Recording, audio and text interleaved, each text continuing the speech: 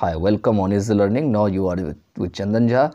Now we are going to learn the next part of BSc 107, Understanding Drama. This is Block 1, Unit 1, and we are going to cover the next part. Before this, we have discussed about Sophocles, Aeschylus, Euripides, Aristophanes, Menander in the last part of the video. So if you are still unaware of these great dramatists, comedians and many one we have studied and discussed, you can watch the previous video before watching this part, Growth of Drama. In this part of the video, we'll be knowing how drama grew in those days and what were the things which took the masterpiece of the drama. So let's start. We start from Gassner. What does Gassner writes? तो देखते हैं कि गैसनर ने क्या लिखता, यहाँ पे क्या लिखते हैं या उन्होंने क्या लिखा है.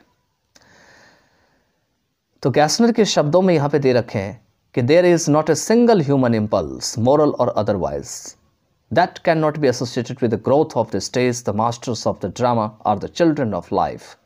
The first playwright began indeed as a player and a magic maker, but he gradually took the whole world of experience and thought for his field. In copying movements or gestures, repeating sounds, and employing human, animal, and even vegetable disguises, primitive man was instinctively bringing himself in touch with his environment. यहाँ पे सबसे पहली बात तो गैसनर लिखते हैं सबसे ऊपर कि कोई भी एक व्यक्ति का यहाँ पे इम्पल्स नहीं है. इम्पल्स का मतलब होता है सडन फीलिंग होती है, सडन विश होता है कुछ करने का, आप कुछ कर बैठते हैं, उसको इम्पल्स कहा जाता है. कि कोई भी एक आदमी ने के मन में ऐसा इच्छा नहीं आया कि चलो कुछ करते हैं. कहते हैं ना तो यहाँ पे सिंगल ह्यूमन इम्पल्स है, ना तो मोरल है, otherwise that can not be associated with the growth of stage. अगर ऐसा होता तो ये स्टेज की ग्रोथ के साथ जुड़ा नहीं होता. द मास्टर्स ऑफ जो ड्रामा है आपका वो क्या है, तो चिल्ड्रन ऑफ लाइफ है, मतलब बच्चों की जो है जीवन है. The first playwright began indeed as a player and magic maker. कहते हैं पहला जो ड्रामेटिस्ट था या जो नाटककार था वो एक प्लेयर और एक मैजिक मेकर के रूप में वाकई में सामने आए थे. But he gradually took the whole world of experience and thought for his field. लेकिन धीरे धीरे उसने क्या किया, पूरी दुनिया के अनुभव को अपने अंदर उतार लिया और अपने जो फील्ड है उसके बारे में सोचा. खास करके जो मूवमेंट और जेस्चर होता है उसको कॉपी करने में, साउंड को रिपीट करने में, ह्यूमन, एनिमल और यहाँ तक कि जो वेजिटेबल डिस्गाइजेस होते हैं उनको यूज़ करने में, एम्प्लॉय करने में. डिस्गाइज का मीनिंग होते हैं आप वेजिटेबल के बेस में बन जाते हैं तो उसको डिस्गाइज कहा जाता है. प्रिमिटिव मैन जो पुराने जो लोग थे, जो पुरातन लोग थे, उनके रूप में was instinctively bringing himself in touch with his environment, जो कि खुल करके या प्राकृतिक रूप से जो है अपने आप को एनवायरनमेंट की टच के काफ़ी करीब ला रहे थे या उनके साथ वो काम कर रहे थे. And in playing he was not only discharging excess energy but preparing himself for purposeful action. जब वो ऐसा काम कर रहे होते हैं, प्ले कर रहे होते हैं, तो वो केवल एक्सेस एनर्जी को ही नहीं दिखाते हैं बल्कि अपने आप को पर्पसफुल जो एक्शन है उसके लिए भी तैयार कर रहे होते हैं. Man danced out his desires until the pantomimic dance became the most finished early form of drama. The playwright leads the pantomime since the form and execution of the performances requires a guiding intellect. He is also a social philosopher, for it is he who organizes the performance as a commercial activity and extends the psychological reality of commune. यहाँ पे दे रखे हैं कि जो man जो है वो अपने डिज़ायर्स के कारण जो है डांस कर बैठते थे. ये तब तक डांस चलता था जब तक कि पैंटोमिमिक डांस चलता था और ये बहुत ही ज़्यादा मोस्ट फिनिश्ड अर्ली फॉर्म बन गए ड्रामा के. जो प्ले राइट थे वो एक पेंटोमाइम को लीड करते थे. Since the form and execution of the performances require a guiding intellect, क्योंकि कहते हैं कि परफॉर्मेंस को चालू करने के लिए, उसके रूप को बनाने के लिए एक कोई व्यक्ति होना चाहिए था जो उसको गाइड करता रहता, जो उसको तैयार करता रहता. वह एक सोशल फिलोसोफर भी थे क्योंकि यही वो थे. For it is he who organises performance, जो कि परफॉर्मेंस को ऑर्गेनाइज क्या करते थे एक कॉमर्शियल एक्टिविटी के रूप में, और साइकोलॉजिकल रियलिटी होती है कम्यून को, उसको वो आगे बढ़ाते थे.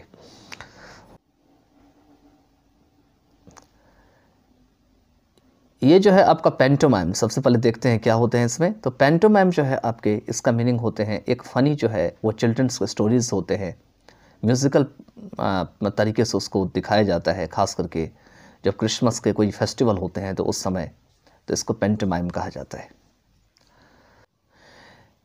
नेक्स्ट है दैट इज़ कॉल्ड कम्यून। तो कम्यून क्या होते हैं? सिंगल पीपल और ग्रुप ऑफ पीपल होते हैं जिनके पास रिस्पॉन्सिबिलिटी भी होती है, कुछ चीज़ें होती है साथ में काम करने के लिए, तो इसे कम्यून कहा जाता है। नेक्स्ट पैराग्राफ में देखते हैं, तो ये तो अपना गैस्नर ने अपना बताया था इस पार्ट ऑफ पैराग्राफ में कि आखिर में किस तरीके से ड्रामा जो है वो अस्तित्व में आया था, कहाँ से इसकी शुरुआत हुई थी, किस टाइप से लोग उस समय उनका थिंकिंग था, कैसे वो सोचते थे, जिसमें उन्होंने बहुत अच्छी अच्छी बातें यहाँ पर मैं कही है। जैसे human impulse, single human impulse की बात कही है कि नहीं है, मोरल है, और या अदरवाइज कहते हैं अगर ऐसा होता तो यहाँ पर में स्टेज की ग्रोथ जो है वो इस तरह से नहीं होता।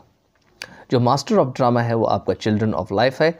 जो पहले प्ले राइट है उन्होंने वाकई में एक प्लेयर और मैजिक मेकर के रूप में अपना काम शुरू किया था, लेकिन धीरे धीरे उन्होंने अपनी पूरी दुनिया के अनुभव को समझा, अपने फील्ड को समझा, उन्होंने मूवमेंट और जेस्चर्स को कॉपी किया, साउंड को रिपीट किया, और ह्यूमन, एनिमल और इवन वेजिटेबल जो डिस्गाइजेस है उनको अप्लाई किया। जो पहले के जो प्रिमिटिव मैन थे वो नेचुरली तरीके से अपने आप को एनवायरनमेंट के टच में जो है ला रहे थे, और in playing he was not only discharging, वो केवल एक्सेस एनर्जी को नहीं दिखा रहे थे बल्कि अपने आप को पर्पसफुल एक्शन के लिए तैयार कर रहे थे। मैन अपनी डिज़ायर के कारण नाच पाते थे, और ये तब तक होता था जब तक पैंटोमिमिक डांस चलता था, और ये काफ़ी ज़्यादा शुरुआत के डांस का एक रूप बन गया था। प्ले राइट जो होते हैं वो पैंटोमाइम को लीड करते थे, क्योंकि कोई तो होना चाहिए जो परफॉर्मेंस को एग्जीक्यूशन करे, फॉर्म करे, उनको चालू रखे, उनके कामों में हाथ बटाए, और वो एक गाइडिंग इंटेलेक्ट के रूप में काम करते थे, क्योंकि गाइडिंग इंटेलेक्ट का भी उनका एक पर्पस था।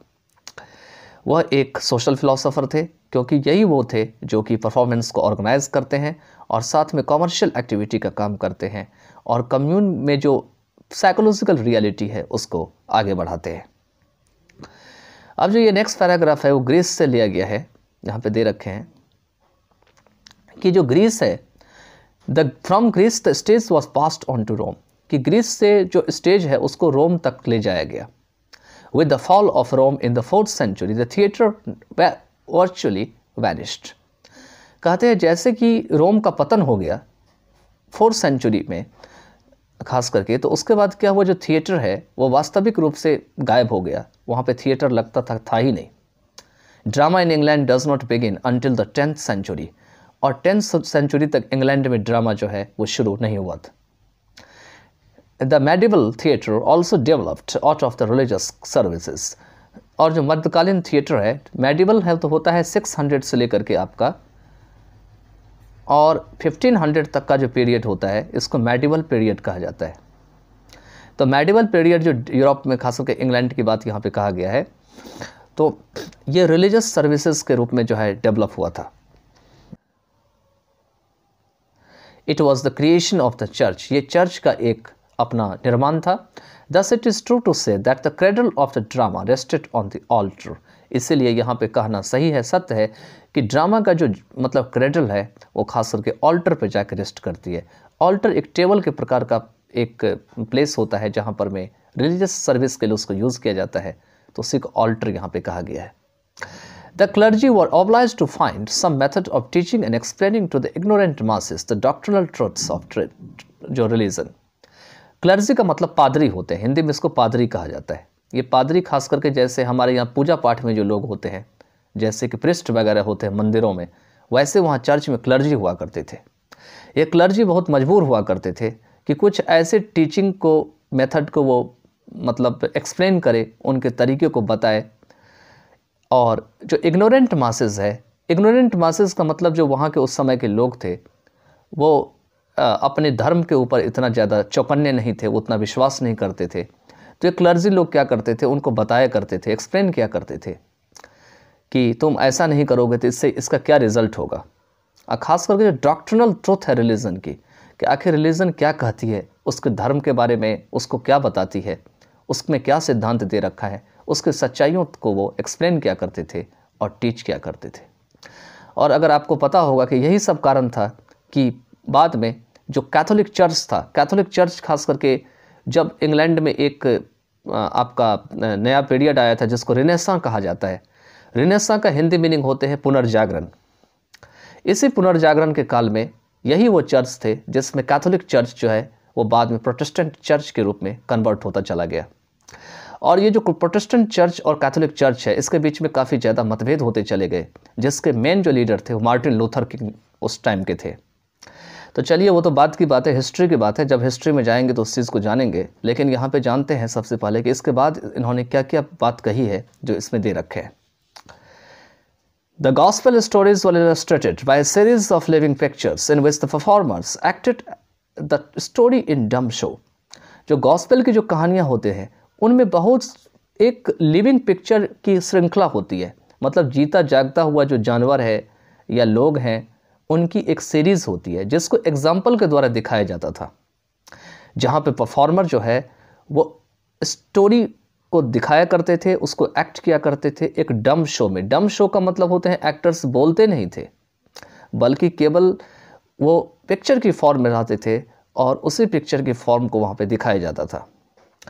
The next stage the actors spoke as well as acted their parts. और अगले स्टेज में एक्टर बोलते भी थे और साथ में अपने जो हिस्से होते थे उनको बोलने का या एक्ट करने का उनको भी दिखाया करते थे। These early plays were known as mysteries and miracles। ये शुरुआत के जितने भी प्ले थे इसे मिस्ट्रीज और मिरेकल के नाम से जाना जाता था। The former were stories taken from the scripture narrative, while the latter are plays dealing with incidents in the lives of saints and martyrs। Drama is inherent in the very ritual of the church, the mass itself as a factor in the dramatic development। कहते हैं कि पहले की जो कहानियाँ होते थे उसे स्क्रिप्चर से ली जाती थी। स्क्रिप्चर होती है खास करके धार्मिक जो ग्रंथ होते हैं इसको स्क्रिप्चर कहे जाते हैं। ये स्क्रिप्चर नैरेटिव से ली जाती जो स्क्रिप्चर में लिखे जाते थे, जबकि जो मिरेकल्स होते हैं खास करके जो साधु होते हैं या शहीद लोग होते हैं, सेंट मतलब साधु हो गए, मार्टिर का मतलब जो शहीद लोग होते हैं उनकी जो घटनाएं होती हैं ज़िंदगी के वहाँ से ली जाती थी। Drama is inherent in the very ritual of the church. Drama खास करके चर्च में जो कर्मकांड होते थे, रिचुअल हुआ करते थे, उसमें दिखाई पड़ते थे या उसमें विद्यमान होते थे। And the mass itself was the factor in the dramatic development. और जितने पब्लिक होते हैं, मास होते हैं, वो ड्रामेटिक विकास के एक कारक थे। अब नेक्स्ट जो पैराग्राफ है, इस पैराग्राफ में तो केवल हम यह देखे हैं कि खास करके कि ड्रामा कैसे रोम से जो है वैनिश कर गया, और ख़ास करके यहाँ पर मैं दे रखे हैं कि ग्रीस से जो है स्टेज को पास किया गया रोम के लिए। 4th सेंचुरी में ख़ास करके जो रोम में जो थिएटर था वो ख़त्म सा हो गया, वर्चुअली वैनिश हो गया। ड्रामा इंग्लैंड में 10th सेंचुरी तक नहीं आया था और मेडिवल थिएटर जो है डेवलप हुआ। मेडिवल थिएटर मैंने बताया था कि 600 से लेकर के 1580 तक के बीच का टाइम मेडिवल पीरियड का टाइम होता है, जो कि रिलीजियस सर्विसेज के साथ मेडिवल थिएटर शुरू हुआ था। मतलब थिएटर में रिलीजन को जो है प्रिविलेज किया गया। यह एक चर्च का क्रिएशन था और इस तरीके से कहना सत्य होगा कि ड्रामा का जो क्रेडल है वो ऑल्टर पर रेस्ट करती है। और ख़ास करके जो क्लर्जी है वो मजबूर हो गए थे कि जितने भी इग्नोरेंट मासेज हैं उनको एक्सप्लेन करे, उनको टीच करे, उनको धर्म के सिद्धांत के बारे में, सच्चाई के बारे में बताए। जो गॉस्पेल स्टोरीज़ हैं उन्हें लिविंग पिक्चर के द्वारा दिखाया जाता था, जहाँ पे परफॉर्मर होते थे वो डम शो में अपनी स्टोरी को दिखाया करते थे। अगले स्टेज शो में वो क्या जितने भी एक्टर्स होते थे वो बोलते थे और अपने पार्ट्स को दिखाते थे। ये जितने भी अर्ली प्लेज थे इन्हें मिस्ट्रीज और मिरेकल के नाम से जाना जाता था। जो पहले के जो नाम है मिस्ट्रीज में खास करके स्क्रिप्चर नैरेटिव के स्टोरीज ली जाती थी, जबकि मिरेकल में जो है खास करके सेंट्स और जो मार्टिर्स हैं उनकी ज़िंदगी की घटनाओं के बारे में बताया जाता था।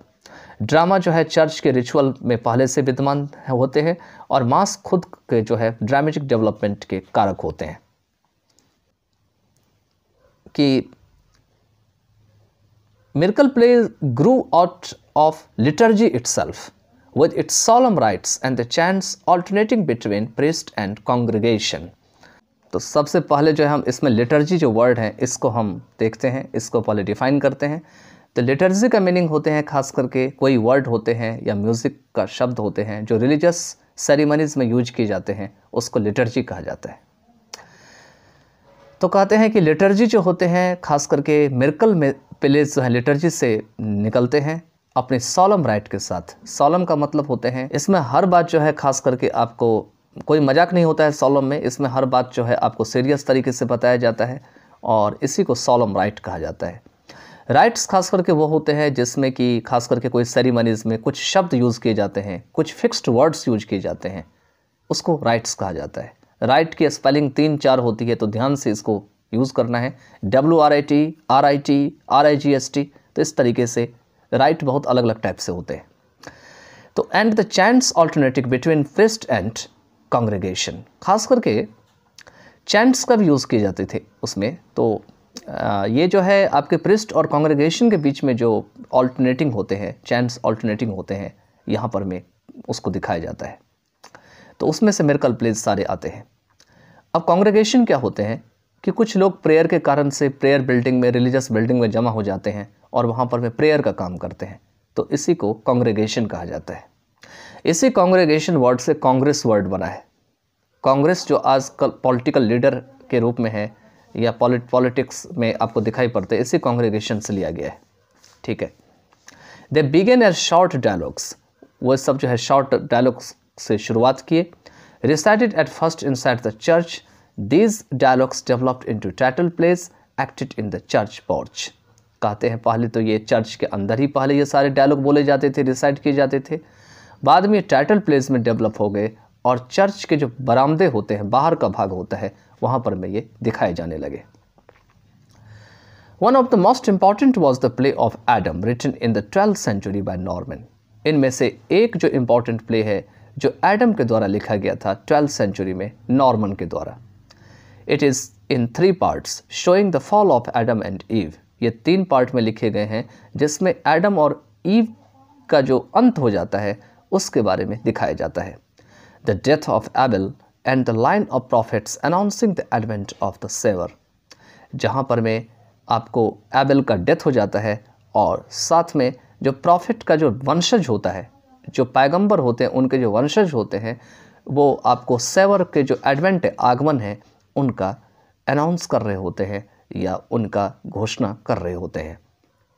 This play was written in French. ये जो एडम और ईव है इनको फ्रेंच में लिखा गया था। Another important play was Noah, about Noah finishing the ark, informing his wife and begging her to enter the ark. दूसरे जो important play होते हैं उनका नाम नोआ होते हैं। ये जो नोआ होते हैं ये क्या कर रहे होते हैं, एक आर्क बना रहे होते हैं और अपने वाइफ को जो है इन्फॉर्म कर रहे होते हैं, उनसे विनती कर रहे होते हैं कि वो आर्क के अंदर आ जाए। ठीक है। अब ये नोआ की जो आर्क होती है वो क्या होती है, थोड़ा सा मैं हल्का सा इसको बता देता हूँ नोआ के आर्क के बारे में। कि नोआ जो है एक आर्क बना रहे थे जो नाव की तरह था, जो बोट की तरह था, बहुत बड़ा सा बोट था, वुड का बना रहे थे, लकड़ी का बना रहे थे।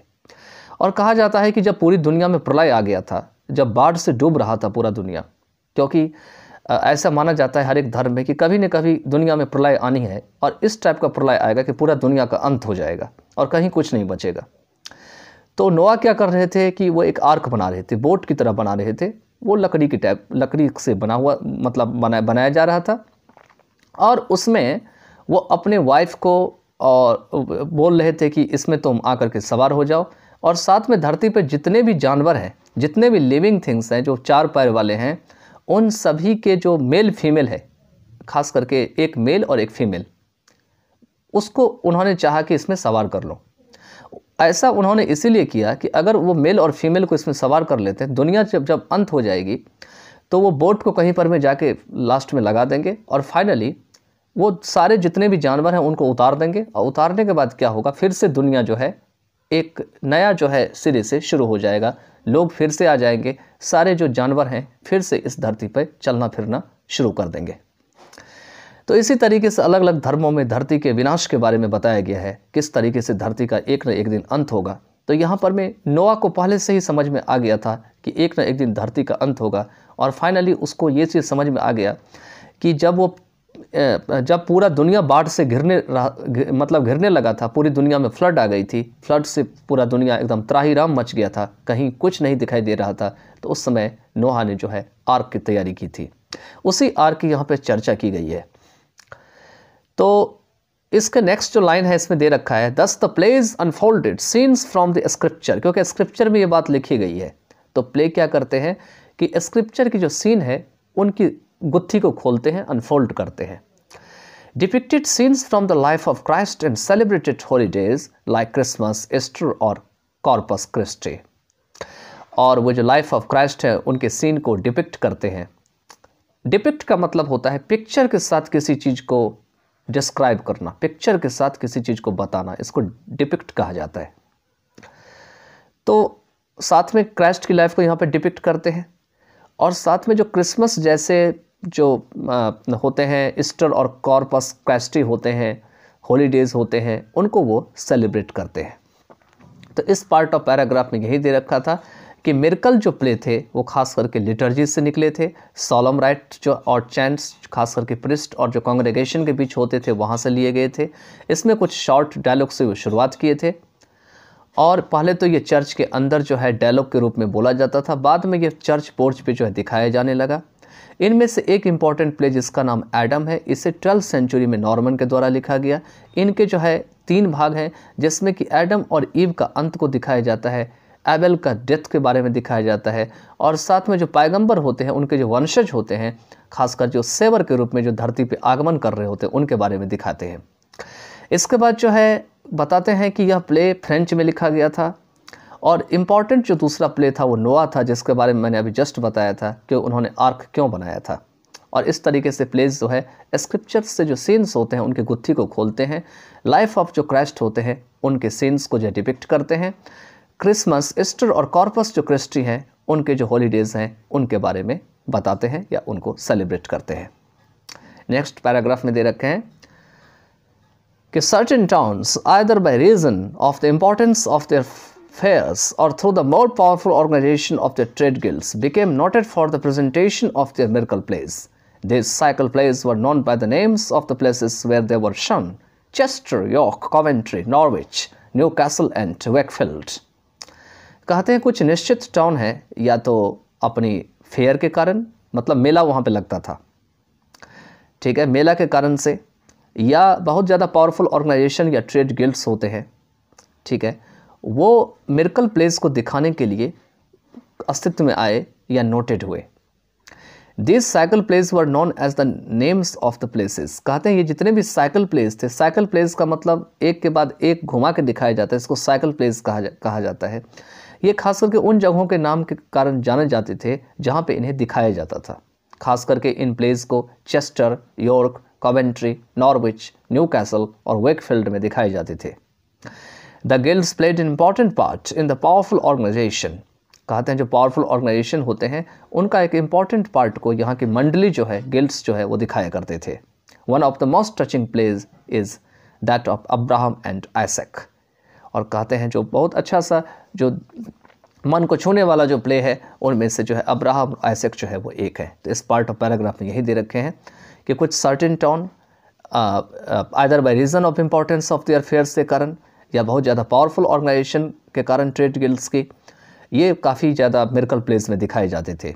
ये जो साइकिल प्लेस थे इन्हें अपनी जगहों के नाम से जाने जाते थे जहाँ पे उन्हें दिखाया जाता था, खास करके Chester, York, Coventry, Norwich, Newcastle और वेकफील्ड में। जो गिल्ड्स होते थे वो इम्पॉर्टेंट पार्ट प्ले करते थे पावरफुल ऑर्गेनाइजेशन में। उनमें से एक टचिंग जो प्लेस है वो अब्राहम और आइसैक है। अब नेक्स्ट जो आते हैं उनमें से एक रास्ता तैयार होता है जिसको कि मॉरलिटीज़ और इंटरल्यूड कहा जाता है। और ये मॉरलिटीज़ और इंटरल्यूड होते हैं वो मिस्ट्री और मिरेकल प्लेस से निकल के आते हैं। तो mystery and miracle plays give way to moralities and interludes. In the mystery and miracle plays serious and comic elements were interwoven. कहते हैं मिस्ट्री और जो मिरेकल प्लेस होते हैं इसमें गंभीर और कॉमिक एलिमेंट को आपस में गुथ दिया जाता है या उनको जोड़ दिया जाता है।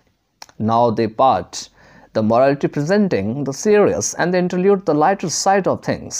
The characters typified certain qualities: sin, grace, repentance, moralities emanate from allegory. कहते हैं कि अब वे और now they part, the morality presenting the serious. morality में क्या होते हैं? सीरियस बातों को दिखाया जाता है। और इंटरल्यूड जो होते हैं the lighter side of things, ये हल्के फल्की चीज़ों को दिखाते थे, लाइटर चीज़ें दिखाते थे। The character typified certain qualities. Character जो है कुछ खास जो क्वालिटीज़ हैं उनको दिखाते थे, जैसे सिन को दिखाते थे, ग्रेस को, रिपेंटेंस को। मॉरलिटीज़ जो है वो एमिनेट करते हैं एलेगरी से। अभी हम एमिनेट और एलेगरी के बारे में बताते हैं कि ये क्या होते हैं। तो यहाँ पर मैं जो है खास करके जो दे रखे हैं कि एमिनेट फ्रॉम एलेगरी। तो एमिनेट का मीनिंग होते हैं कि आप एक्सप्रेस करते हैं उन सारी चीज़ों को जिस तरीके से, या फीलिंग को जिस तरीके से, फीलिंग को भी कर सकते हैं या क्वालिटी को भी कर सकते हैं, खास करके जिस तरीके से आप किसी चीज़ को देखते हैं या जिस तरीके से आप बिहेव करते हैं उसको एमिनेट कहा जाता है। और जो एलेगरी होते हैं, एलेगरी में खास करके क्या होते हैं कि आपको जो क्वालिटीज़ होती है या जो इवेंट्स होते हैं उनको खास करके बताया जाता है, और इनका जो संबंध होता है ये खास करके पॉलिटिक्स से होता है, रिलीजन से होता है, और आपका जो खास करके जो पॉलिटिक्स रिलीजन होता है, और भी विषय हो सकते हैं इसमें जो इंक्लूड किया जाता है।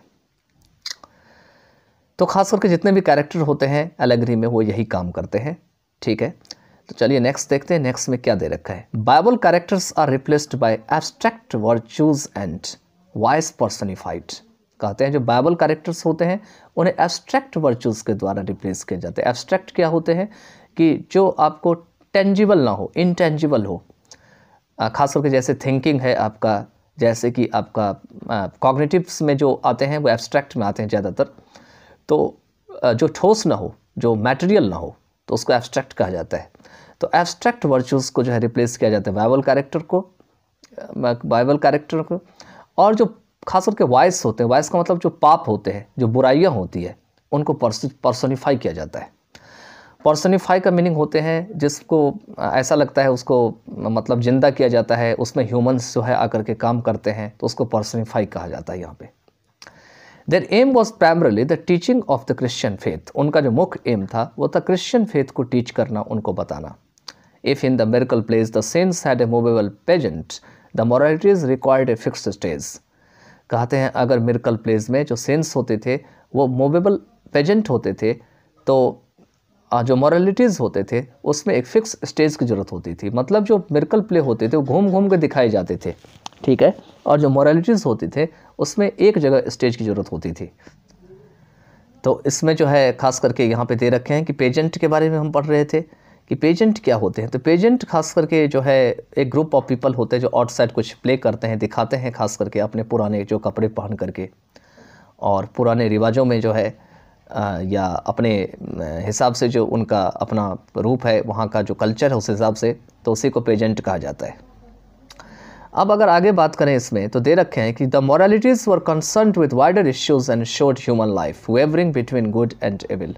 जो मॉरलिटीज़ होते हैं उनका संबंध जो है वो काफ़ी ज़्यादा मामलों को देखा करते थे, वाइडर इश्यूज़ को देखा करते थे, और ह्यूमन लाइफ को दिखाया करते थे। जो ह्यूमन लाइफ की जो ज़िंदगी है वो गुड और एविल के बीच में वेवर कर रही होती है, ठीक है, मतलब लूज़ हो जाती है, कभी गुड बन जाता है ह्यूमन, कभी एविल बन जाता है। उसके बाद बिटवीन गॉड एंड डेविल, साथ में जो ईश्वर और शैतान है उनके बीच भी दिखाया करते थे। Well known plays were Castle of Perseverance Everyman and Mankind. इसमें जाने माने हुए जो प्लेस थे वो कैसल ऑफ परसेवियरेंस थे, एवरी मैन थे और मैनकाइंड थे। इसके बाद जो नेक्स्ट दे रखे हैं कि the protagonist was Mankind at large. जो इसके जो मुख्य जो एक्टर हैं या प्रोटैगोनिस्ट हैं वो मैनकाइंड होते हैं काफ़ी ज़्यादा। If one side were grouped the person of evil angel and his minions, the seven deadly sins, then on the other side were the good angel and the divine graces. कहते हैं अगर एक side में evil angel जो है हुआ करते थे और उनके मिनियंस होते थे जो सेवन डेडली सिंस हैं, तो दूसरी ओर जो है गुड एंजल हुआ करते थे और डिवाइन ग्रेसेस हुआ करते थे। कहने का मतलब है कि एविल एंजल के साथ सेवन डेडली सिंस हुआ करते थे और दूसरी ओर जो गुड एंजल होते थे इनके ऊपर ईश्वर का या गॉड का जो है आशीर्वाद हुआ करता था। अब ये मीनियन क्या होते हैं? तो मीनियन खास करके ऐसे लोग होते हैं जो खास करके इम्पॉर्टेंट नहीं होते हैं, बल्कि जो उनके ऊपर वाले रैंक के लोग जो उन्हें कहते हैं करने के लिए वही वो करते हैं, वही मीनियन होते हैं। आजकल भी आप देखते होंगे कि बहुत सारे मीनियन आपको मिल जाएंगे, ठीक है, जिसको कुछ कहा जाता है वही वो करता है, ऐसा लगता है उनकी खुद की कोई इम्पोर्टेंस नहीं होती है। तो चलिए आगे चलते हैं, इसको देखते हैं और आगे क्या कहते हैं यहाँ पर में। Thus the debate was between sin, jealousy, malice, gluttony, etc. और इस तरीके से जो डिबेट होते हैं वो सिन, जेलसी, मलाइस और ग्लटनी के बीच होते हैं। And mercy, justice, peace, truth etcetera, और मर्सी, जस्टिस, पीस और ट्रुथ होते हैं। क्योंकि यहाँ पे दे रखे हैं जो एविल एंजल होते हैं वो सिन, जेलसी, मलाइस, ग्लटनी की बात करते हैं, और जो गुड एंजल होते हैं जिनके साथ ईश्वर का आशीर्वाद होता है, डिवाइन ग्रेसेस होते हैं, वो मर्सी, जस्टिस, पीस और ट्रुथ की बात करते हैं। The persons of the mystery plays were nearly all given individual names and the drama was rooted in reality. कहते हैं मिस्ट्री प्लेज के जो लोग होते थे वो लगभग सभी प्रकार के इंडिविजुअल के नेम जो है उनको दिए जाते थे, और ड्रामा जो है वो सच्चाई के हिसाब से जोड़ा जाता था, या उनकी जो जड़ें होती है वो सच्चाई में हुआ करती थी। The performances consisted of a group of local amateurs who performed an association of the specific purpose of acting, in other words, a 15th century amateur dramatic society। कहते हैं जो परफॉर्मेंस होते हैं उसमें लोकल एमेटर के जो मंडली है वो शामिल हुआ करते थे, जो कि एक अपना संगठन या एसोसिएशन बनाया करते थे एक्टिंग के खास उद्देश्य के लिए या स्पेसिफिक पर्पस ऑफ एक्टिंग के लिए। दूसरे शब्दों में यह कह सकते हैं कि ये 15th सेंचुरी के एमेटर ड्रामेटिक सोसाइटी थे, जो आपका 15वीं सदी में जो है वो रहा करते थे। The 3 plays mentioned above were pointers to the varied courses that drama looked। और जो 3 प्ले है ऊपर बताए गए हैं वो खास करके अलग अलग प्रकार के जो रूप हैं या कोर्सेज हैं उनको इशारा करते थे जिसमें ड्रामा तैयार की जाती थी। The drama looked to। The miracle plays ceased to be acted about 1600, but by that time the regular drama was established। कहते हैं मिरेकल प्ले जो है वो 1600 तक लगभग आते आते जो है वो रुक गया, और इनका या तो बनना बंद हो गया या इनको प्ले जो दिखाया जाता था वो करना बंद हो गया। लेकिन इस समय तक जो रेगुलर ड्रामा थे वो इस्टेब्लिश हो चुके थे, वो लगभग अपना रूप ले चुके थे। अब दे रखे no masterpiece was produced during the years 1522 1578। कहते हैं यहाँ पर में कि 1520 से लेकर 1578 एडी तक कोई भी मास्टरपीस यहाँ पर में प्रोड्यूस नहीं हुआ। तो इस पार्ट ऑफ पैराग्राफ में तो यही दे रखे थे कि मिस्ट्री और मिरेकल प्लेस क्या होते हैं, मॉरलिटीज़ और इंटरल्यूड क्या होते हैं। ठीक है, मिस्ट्री और जो मिरेकल प्लेस होते हैं वो सीरियस और कॉमिक एलिमेंट होते हैं, उसमें इंटरवूवन होते हैं, और मोरालिटी की अगर बात करें उसमें सीरियस बात को बताया जाता है, इंटरल्यूड में जो है हल्की फल्की बातों को बताया जाता है। कैरेक्टर्स जो है वो सर्टेन क्वालिटीज़ के लिए जाते थे जिसमें सिन, ग्रेस, रिपेंटेंस की बात होती थी। मोरालिटीज़ जो है वो एलेगरी से इमेनेट करते हैं। बाइबल कैरेक्टर्स जो होते हैं उन्हें एब्स्ट्रैक्ट वर्चूज़ और वाइसेस के द्वारा दिखाया जाता था। उनका एम होता था कि क्रिश्चियन फेथ को जो है सिखाए, टीच करे। मिरेकल प्लेस में जो है सिंस मूवेबल पेजेंट में होते थे, और मोरालिटीज़ में जो है फिक्स स्टेज की ज़रूरत होती थी।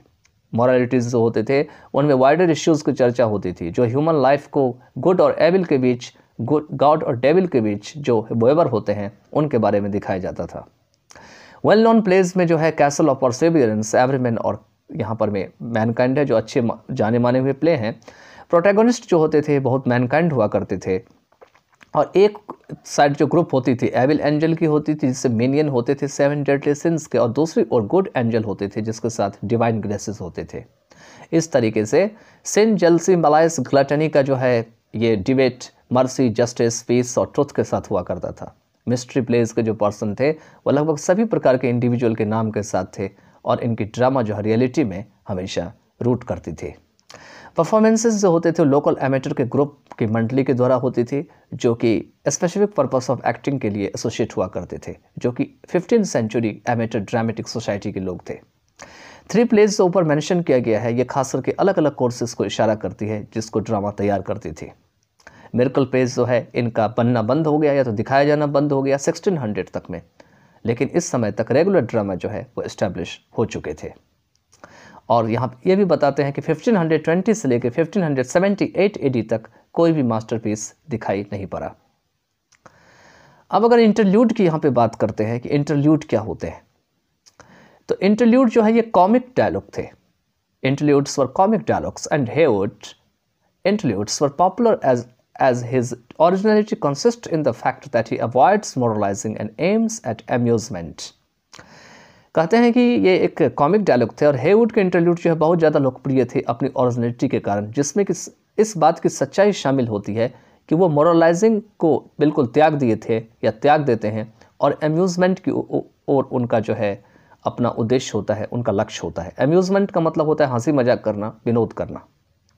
The best known in the 4 Ps, palmer, pardoner, pothecary and pedlar. उनका जो 4 Ps जो है, जिसमें पामर है, पार्टनर है, पॉथकैरी है और आपका पेडलर है। Heywood's the merry play between the pardoner and the friar was also very popular. उनका जो लिखा हुआ एक अलग सा जो प्ले है जिसका नाम है the merry play between the pardoner and the friar, ये भी काफ़ी ज़्यादा लोकप्रिय है। Such interludes indicate that an effort was made to combine good healthy instruction with much comic business.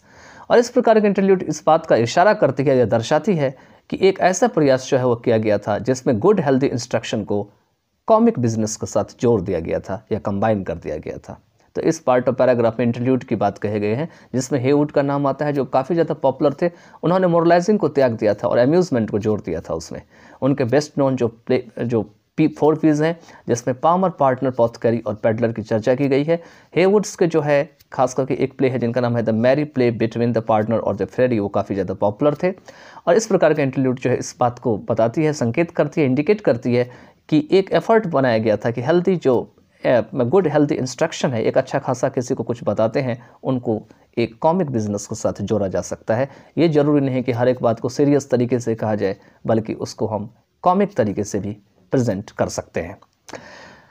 अब जो नेक्स्ट है इसमें दे रखे हैं जो पहला जो इंग्लिश ड्रामा है नेक्स्ट पैराग्राफ में, the first English drama was Gorboduc, written by Sackville and Norton and played before Elizabeth at Whitehall in 1562।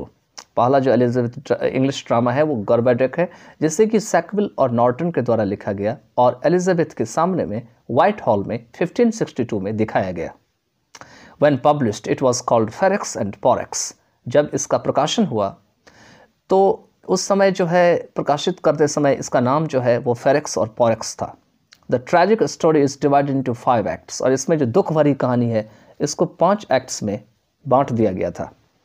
Norton wrote the 4th and 5th। इसमें से नॉर्टन ने 4th और 5th पार्ट जो है उन्होंने लिखा था। The action takes place behind the scenes. Each act ends with a chorus in imitation of the tragedies of Seneca. It is written in blank verse and treats of an episode in national history। कहते हैं जो action होते हैं वो scene के just पीछे में दिखाई जाती है और हर एक एक्ट जो है वो कोरस के साथ एंड होते हैं। इसमें खास करके सैनिका की जो दुख भरी कथाएं हैं उनका नकल किया जाता है, इमिटेशन किया जाता है, इसे जो है ब्लैंक वर्स में लिखा जाता है। और जो ये राष्ट्रीय जो इतिहास है या नेशनल हिस्ट्री है उसका जो एक एपिसोड है, भाग है, उसको ये तैयार करते हैं या ट्रीट करते हैं। तो इस पार्ट ऑफ पैराग्राफ में गर्बरडक की बात कही गई है। तो गर्बरडक जो है वो एक इंग्लिश ड्रामा है, पहला जो सैकविल और नॉर्टन के द्वारा लिखा गया था और क्वीन एलिजाबेथ के सामने में व्हाइट हॉल में 1562 में इसे दिखाया गया था। जब ये पब्लिश किया गया तो इसका नाम फेरेक्स और पोरेक्स था। ट्रैजिक स्टोरी को 5 एक्ट्स में डिवाइड किया गया था। 4th और 5th जो है इसमें से नॉर्टन ने लिखा था। एक्शन जो है सीन के बिहाइंड में हुआ था और हर एक एक्ट्स जो है उसके साथ कोरस काम करते थे। इसमें सैनिका की जो दुख भरी कथाएं हैं उसका नकल किया गया था। इसे ब्लैंक वर्स में लिखा जाता है और इसमें नेशनल हिस्ट्री के जो एपिसोड है उसकी बात यहाँ पे कही जाती है या उसको तैयार किया जाता है। नेक्स्ट पैराग्राफ में दे रखे हैं इसमें the first regular English comedy was produced in 1553 by Nicholas Udall and was titled Ralph Roister Doister. कहते हैं पहला रेगुलर इंग्लिश जो कॉमेडी है इसे 1553 में निकोलस उदाल के द्वारा प्रोड्यूस किया गया और इसको टाइटल नाम दिया गया Ralph Roister Doister. Udall is justly entitled as the father of English comedy. इन्हें जो है फादर ऑफ इंग्लिश कॉमेडी के नाम से जो है इनको उपाधि दी जाती है। The play is neither farce not debate but is a comedy full of incident and intrigue, well ordered and well planned. Gammer Gurton's Riddle is the second English comedy written by Mr. S। कहते हैं यहाँ पर में जो play है ना तो फार्स है ना ही डिबेट है बल्कि कॉमेडी है जिसमें पूरी घटनाएं और इंट्रिग मतलब छल चाल बाजी जितनी भी होती है उसको इंट्रिग कहा जाता है, उनका एक मिश्रण होता है। ये एक अच्छे क्रम में होते हैं, अच्छे प्लान्ड में होते हैं। गैमर गर्टन स्निडल जो होते हैं वो इंग्लिश कॉमेडी, दूसरी इंग्लिश कॉमेडी होती है जिसे मिस्टर एस के द्वारा लिखा जाता है। तो इस पार्ट ऑफ पैराग्राफ में है कि पहला रेगुलर जो इंग्लिश कॉमेडी है उसे 1553 में निकोलस वुडाल के द्वारा तैयार किया गया और इसका टाइटल रैल्फ रॉयस्टर दिया गया। वुडाल जो है उन्हें फादर ऑफ इंग्लिश कॉमेडी के जनक के रूप में जाना जाता है और प्ले जो है ना तो फार्स है ना तो डिबेट है बल्कि कॉमेडी है जो फुल इंसिडेंट और इंट्रिग से भरी हुई है, अच्छे मैनर में ऑर्डर की गई है और वेल प्लान्ड है।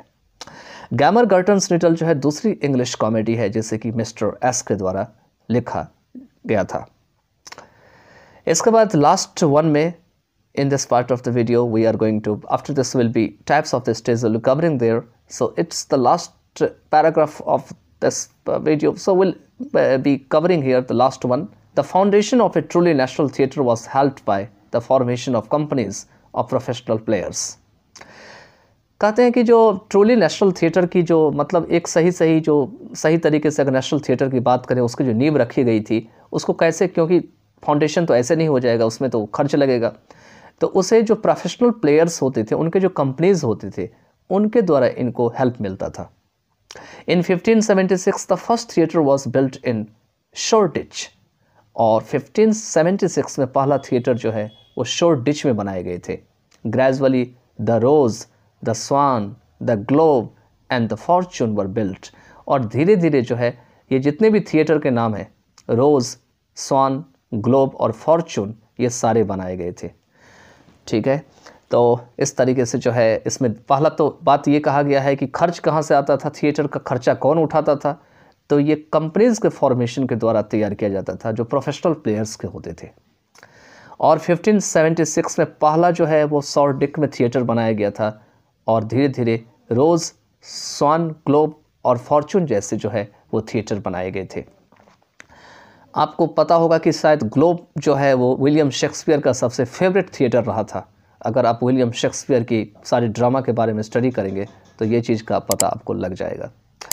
चलिए, तो in the next part of the video will be dealing with types of stage.